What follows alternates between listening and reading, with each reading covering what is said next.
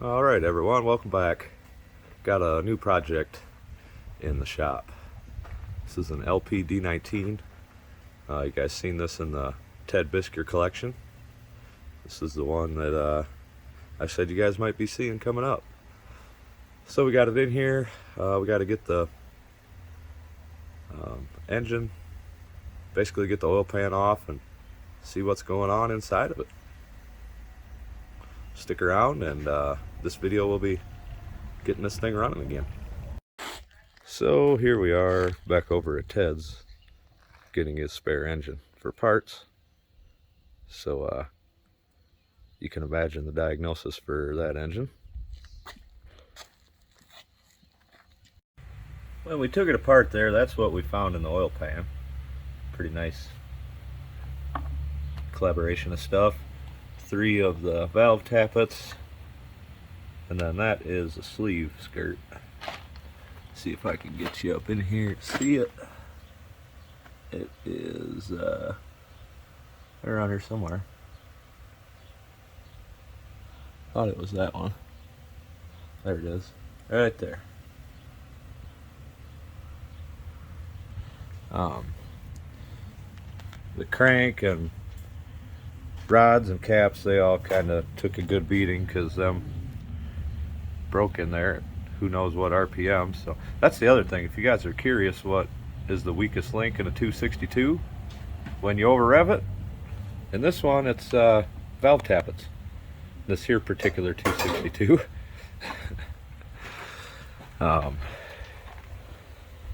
So this is a gas engine that we went and got from. There's a couple of differences. There's arguments online about the sleeves being different, and there was different part numbers.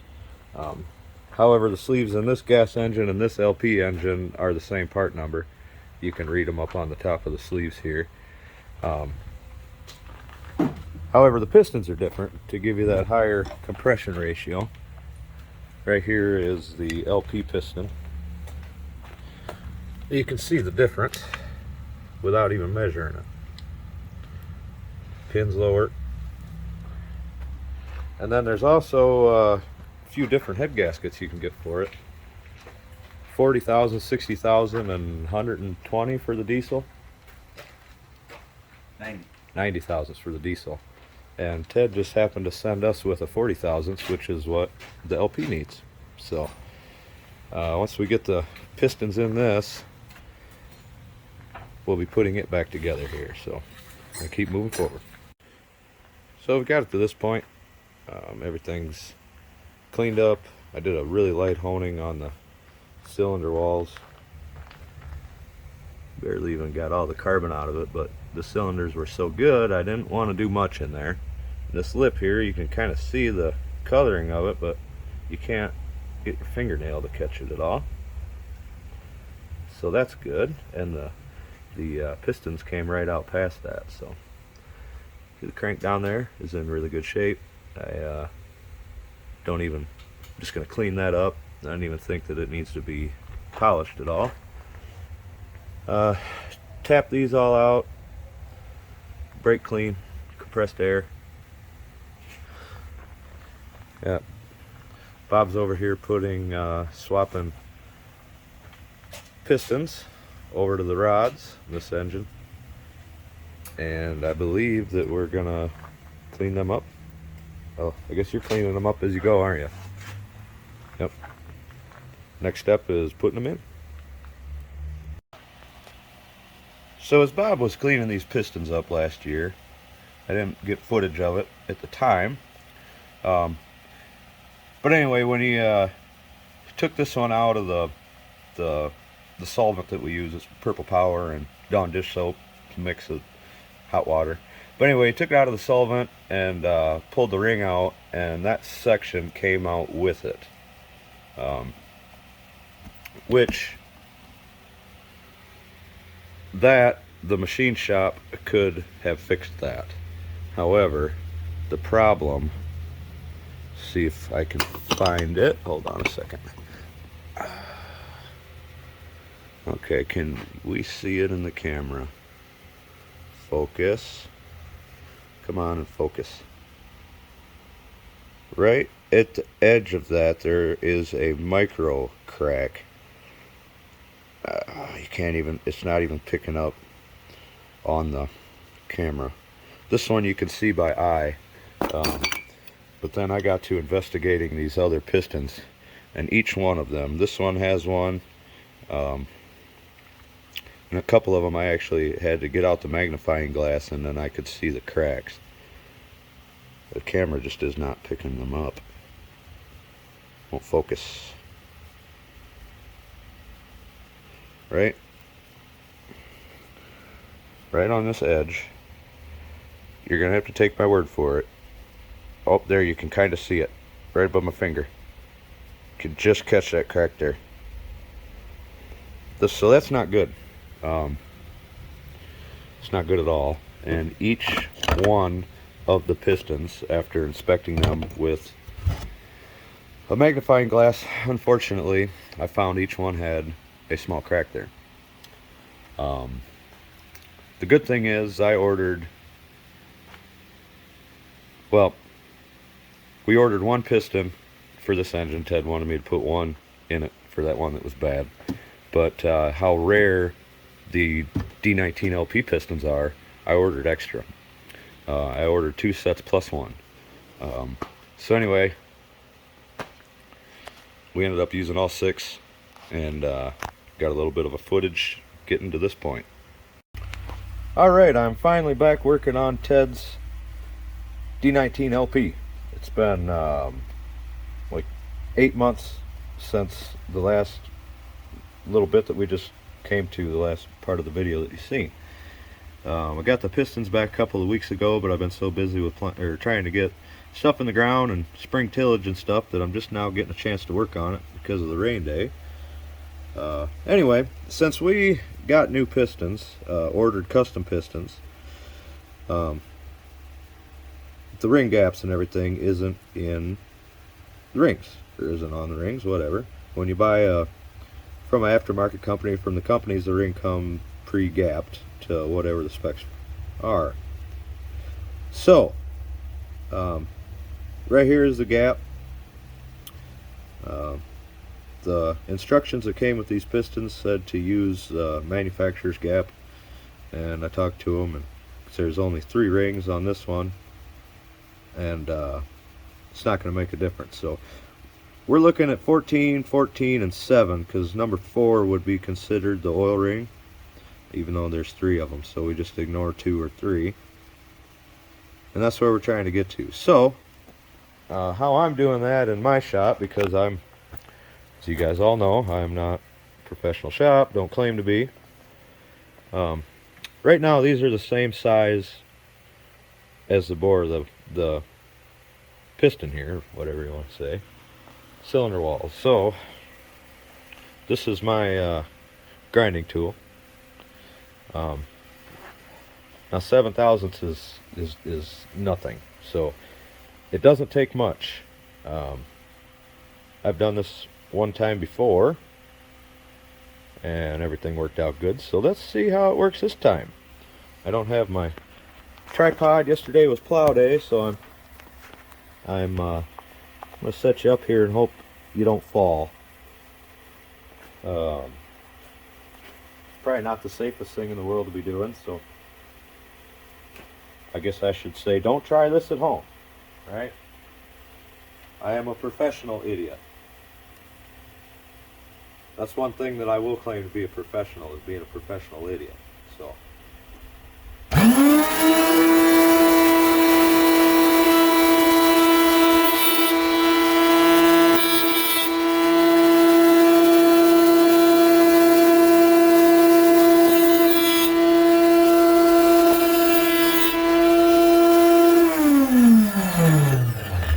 just a couple of light taps.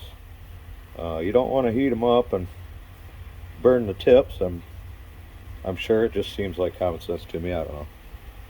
They do get pretty hot, but let's let the engine do that. Let's not do that to begin with. Alright, so now that we've got that ground, I'm going to take it. I've cleaned this one out right here, which is the number 4 cylinder, so that's the one that I'm starting with. Put you down and I'll put that in there quick. I can do it the easiest way. Stick it in like so. And then we've got a new piston over here. Take that out of the bag maybe. Oh, sorry for the camera. Alright. I'm just going to take this piston and I'm going to push this ring down in here a little bit. Kind of spin it around here to make sure that I'm nice and level. And I push it right to that first ring, well, the oil ring, so that I can look around it and make sure that I am straight in there.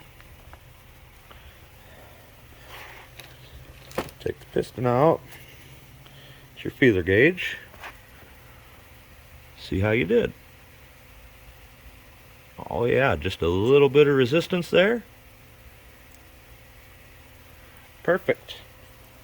First try even. Wow.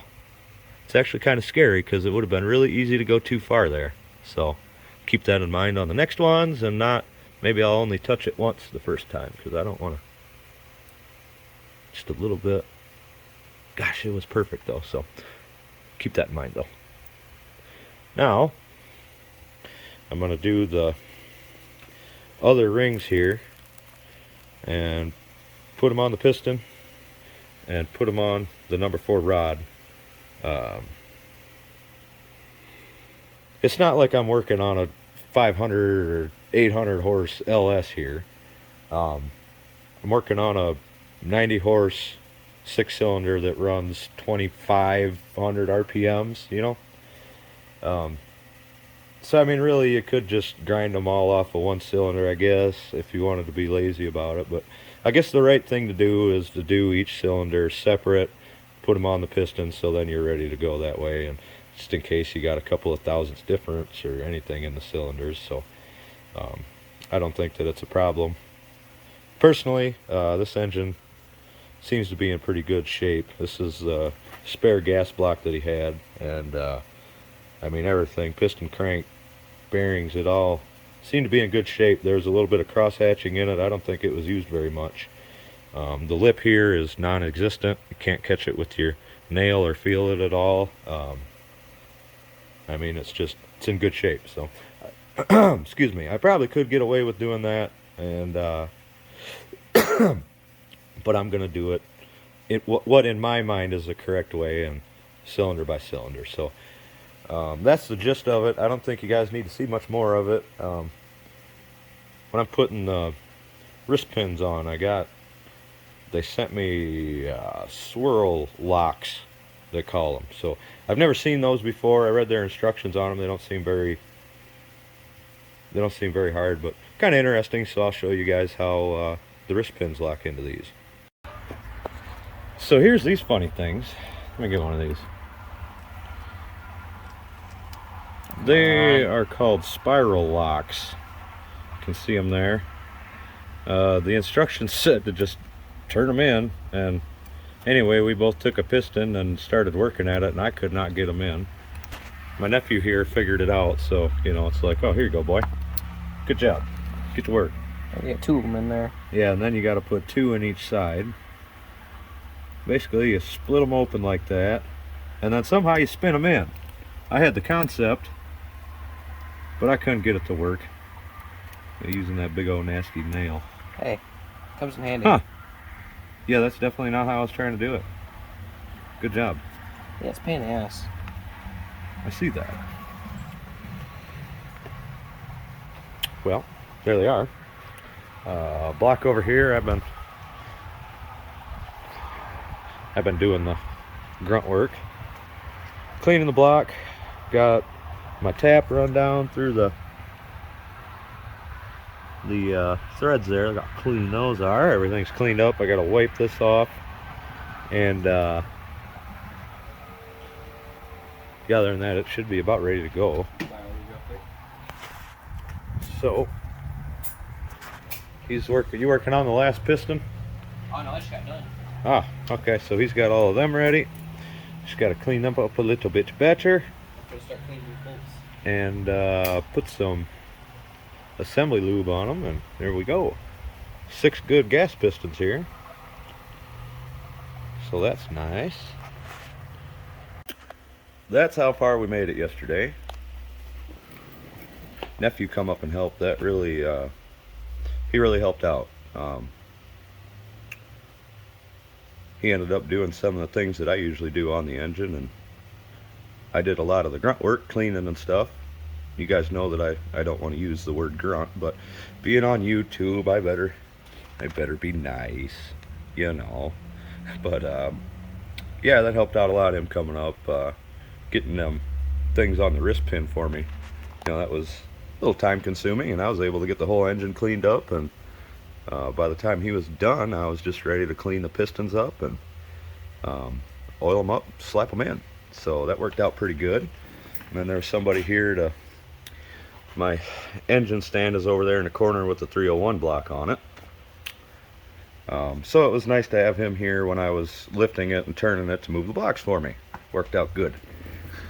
That way we were able to turn it over and all that fun stuff. But oil pan is back on. Anybody interested, them bearing caps are 40 to 50 pounds, and the reason there's such a gap there is because they have a cotter key that goes through a crown nut, and you know, if you set them to 40, the crown nut doesn't always line up with the cotter key, so they give you a little bit of play there. That way you get your cotter keys in. Other than that, most of it's straightforward. These engines don't have a pin to hold everything in place, so what I do is I have a bolt the same size, longer, and I cut the head off. I'm not sure where they went to. They're probably over in the engine drawer again, but cut the head off, and that way you can just set your head down on top of there and use the 2 bolts as a pin. Holds your head gasket in place and all that fun stuff. I haven't torqued anything down yet. We just got it here and snugged them up by hand. And I cannot remember where these 2 go, which is why I haven't torqued it down yet. I just gotta, hopefully I can look in the book and see where they go. It's been long enough. I'm not sure which one they go to, and I would figure it out as I was putting stuff together, maybe. I don't know, they might just be for lifting the engine too. I don't know, but most people use these, which always makes me nervous, but I've seen it done so many times, and that's normal procedure. So every time I do it though, I'm standing clear, trust me. So I haven't even told Ted that I'm working on this yet. Last time that I spoke with him, I said it was gonna probably wouldn't even get a chance to work on it until after planning, but with the rain, not sure what we got. I have to go look at the rain gauge and I'll tell you, but with the rain here, I'm not going to be able to get into the field, probably not tomorrow either, because we got quite a bit. Let's go look together. Got the flywheel off of that one. Yada yada yada. The spare, let's see here. Oh, it looks like a little over a ½ inch, maybe. Oh, right at a ½ inch. Oh, 6/10, almost. Anyway, overcast today, and then tomorrow's sun, so won't be doing anything tomorrow, I'm sure. Somebody came and looked at that thing. Seems hopeful that it might get sold. He seemed to like it, so small world. This guy is the auctioneer that we bought the 99. Kind of a small world how that turns out, but anyway, we kind of knew each other. But I'm gonna find these couple of things out and make sure I'm putting them in the right spot, and get that thing cleaned up so that I get it on. Those are the only 2 head bolts that aren't cleaned up yet. So, and then going back to the Ted thing, I'm hoping I'll be able to get this engine back together, and If my nephew is able to come up and help today, I'm not sure what his dad's got. He might have some projects for him, but they're pretty heavily working on the fields and stuff and doing fence lines and stuff like that. So with the rain, I bet I'll be able to recruit him for the day. And if that happens, I have a good chance of getting this engine into the chassis and possibly having it buttoned up by tomorrow. That'd be cool. So I'm not even going to mention it to Ted. I'm just going to post the video the same day I get it running. Surprise! Okay, so I got to share this with you. I got a kick out of it. Trying to figure out where them studs go. I said I was going to read in the book and see where they went. I'm sure it'll tell me, right? So, right here. Install 2 extended cap screws on manifold side of head in same holes from which removed. Yeah, I don't remember where I removed them. So, anyway, we got 2 more D19s around to go and look at, and they're both have them installed right there. Those are where they go, and there's nothing screwed to them, so that's why I didn't remember if anything connected to them or not. So I don't know, I just got a kick out of the book there. I thought it was going to help me. In other words, it was like, you don't remember, dumbass? Get your stuff together. Alright, doing the valves here. This engine is supposed to have timing marks on the flywheel. I just simply can't find them. I looked all over. And the flywheel was off of that engine, and I just took that off, and look, I can't find any. So maybe they only put it on the diesel. Don't know. Anyway, what I did was I just watched the piston raise up in the cylinder, and as soon as it stopped going up, and then just kind of fine-tuned it right to where it was at top dead center. And then you can tell if number 6 or number 1 is on top dead, because right now they're both at the top of a stroke. But these are going to be loose, and these are going to be partially depressed. Now I've got them all loosened up. But anyway, I'm on number 6 TDC. So let me see here. It starts here at the exhaust. So you're going to do exhaust, intake, intake, skip 1, exhaust, skip 1, intake, skip 1, exhaust. Then we're going to turn it over 180 degrees,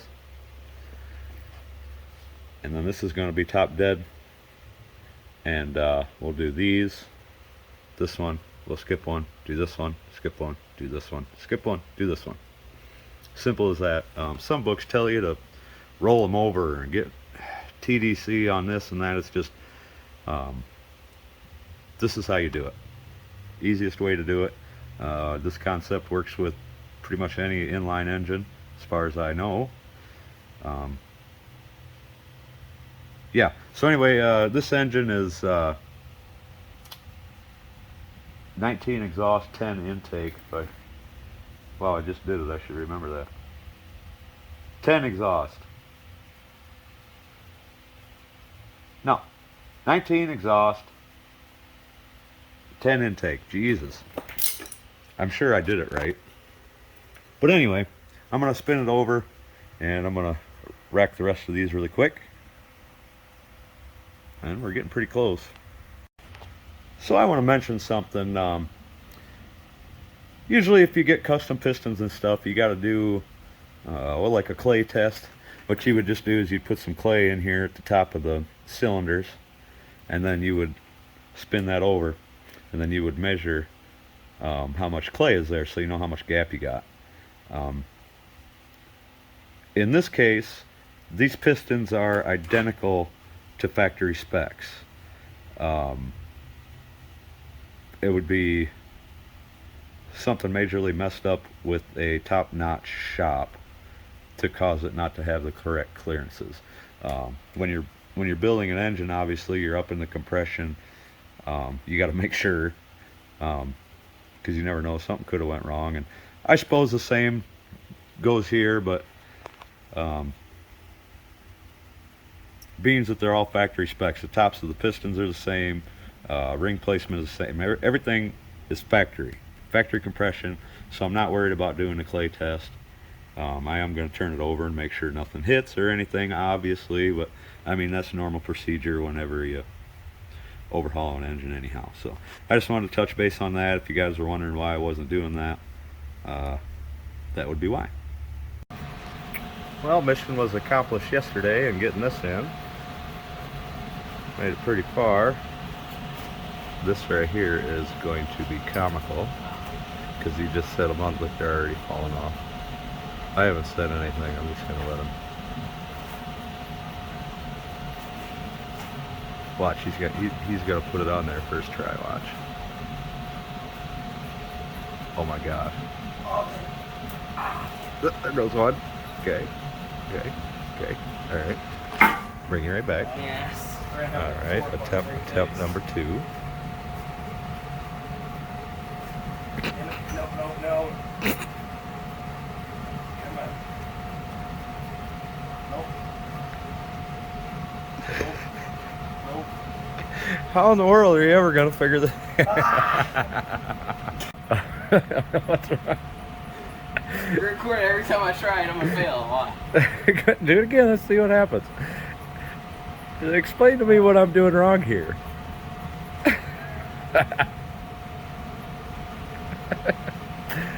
So they keep falling off when you try to put them on there, huh? But there's got to be a way to make them hold on there, isn't there? Multiple ways I can think of. I don't even want to say anything because I know I'm gonna sound like an idiot. Most people use this stuff right here. Just a little dab of it on each one. Or if you got some high temp gasket maker, that works really well. See, and with this stuff, you use very small amounts, just enough to hold it.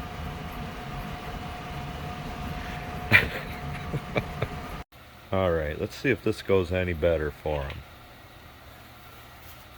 I've got a feeling, Jaden. What's this feeling? Well, you got to put it on straight. See? I can't see now. All right, let's see how it goes for him. Now that we've got some stuff on there. Yep, get her straight and push it right on so you don't hit any of them on the studs. I gotta get through the stuff before I can do that. Yeah, I know. It can be a pain, but yep, push it right up flat up against that motor. Boom! See how easy that was? Look at that.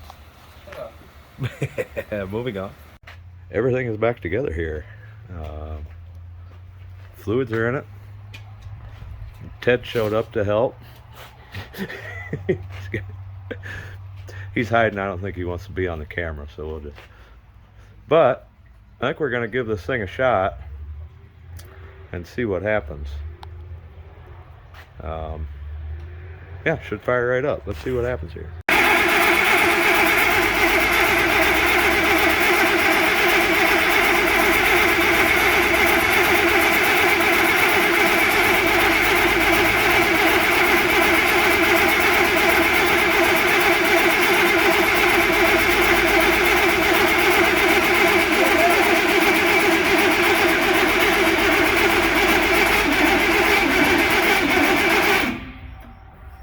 Okay, switch is on.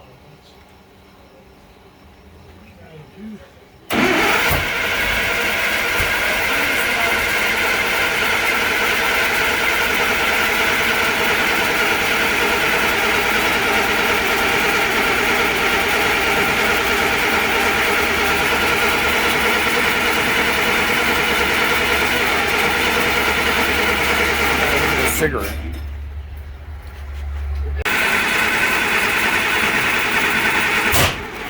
See you, Pam. Take care, Pam.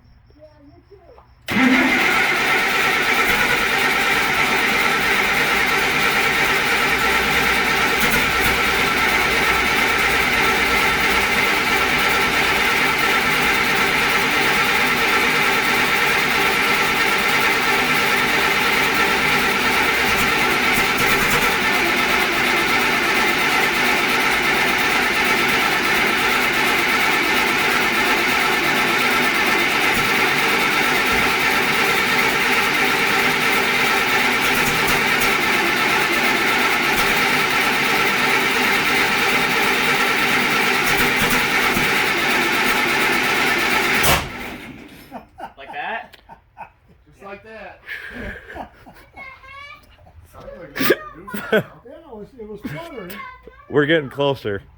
I think something's going on with the timing. Still, huh? Sounds like it. Which way did you change it? Change it more that direction. More? Yeah. Just a hair more. Yeah, that was a lot closer that time. Yep. We're about to be cooking with Crisco here, boys. Ready? Ba, ba, ba, ba.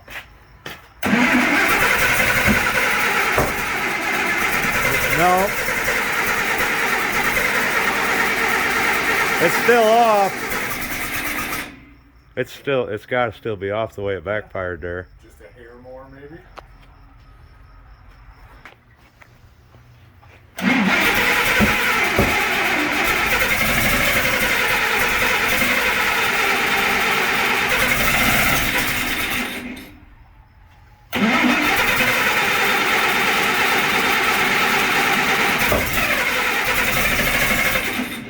No, it ain't. It's not right.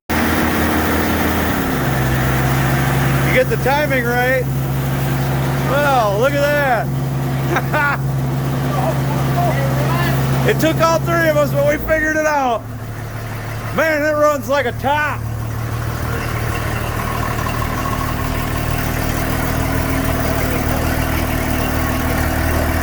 What a pressure. Excellent. Yeah, that's off.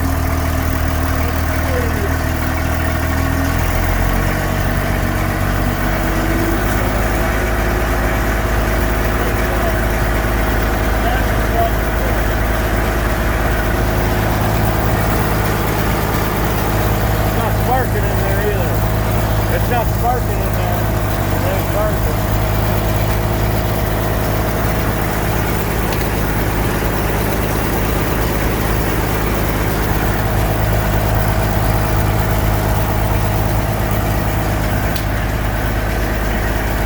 Well, what do you know?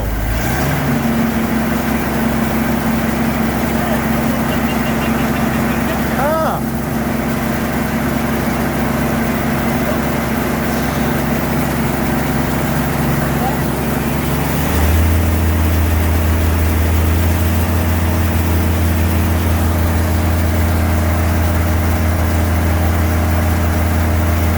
It's alive!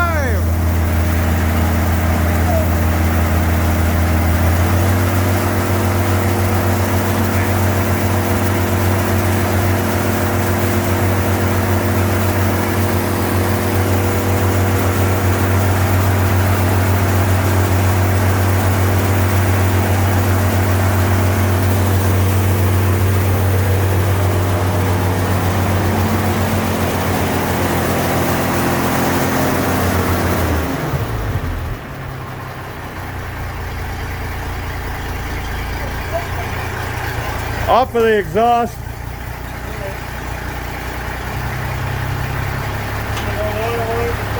Must have been.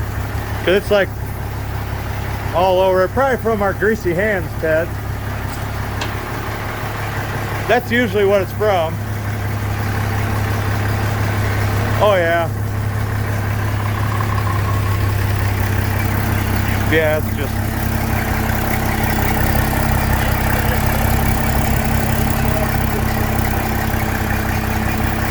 Oh.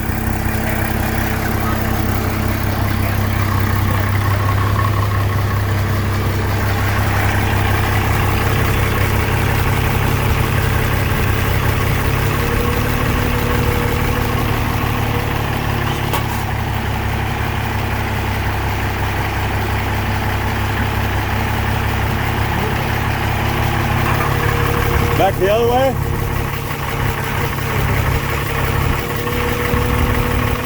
Oh, it moved itself.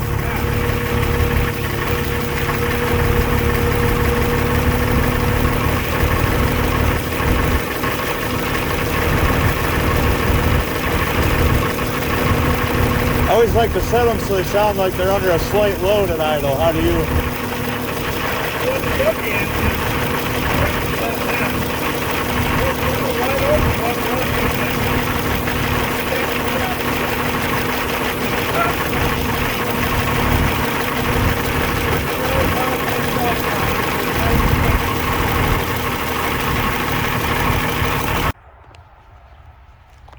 well, there we have it. A running, freshly overhauled D-19 LP. As rare of a bird as that is, well, just the D-19 LP to begin with, and then one with new pistons in it, probably about unheard of in this day and age. Problem that we were having with it starting was all timing, 100% timing. If you look at this, these were all marked, and we put them on there right, but this was a different block than what we started with, and I didn't think anything of it. We just put the cap on, put it on there, and it took some investigation and finding the timing marks on there. We got her to top dead, and then figured out that it was actually firing here. Number one was here, and it was firing here at number one, and I couldn't turn it to where it would, you know, the points were open in there when it was supposed to be firing number one. So what we did was we just took them all off and moved them over one, and then the video there, it just was running that fast. I had the camera up and hit record, and it was already running. It was, as Ted said, he couldn't let off of the button fast enough. So a couple of little things to do on it yet. He brought me some mesh to put in there, and I've got some spray adhesive to put right here. Got some new mesh to put there, and change a tie rod in, and it's ready to go down the road. However, before I take this back to Ted, right now there's 6 D-19s on the farm, and we got to get a video of those together and talk about those. So you guys will be seeing a little bit more of this tractor. And also, we've got a barter situation going on, so I'm not getting paid for this in cash. I am getting paid for this with another kind of a rare bird. So look forward to that video coming soon as well. Actually bringing 2 tractors home. What's left of the other gas D-19, he's going to give me that, and then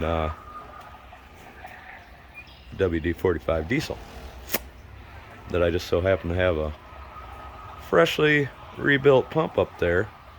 So we'll see what's going on with that shortly after I get it. So I'd like to thank everybody for watching. This was a long video. Well, this was a video that was a long time in the making, I guess, and I'm happy to have it running. Ted sure seemed happy, and yeah, this is where I'll end it. I'd like to thank everybody for watching, and hope to catch you all in the next one.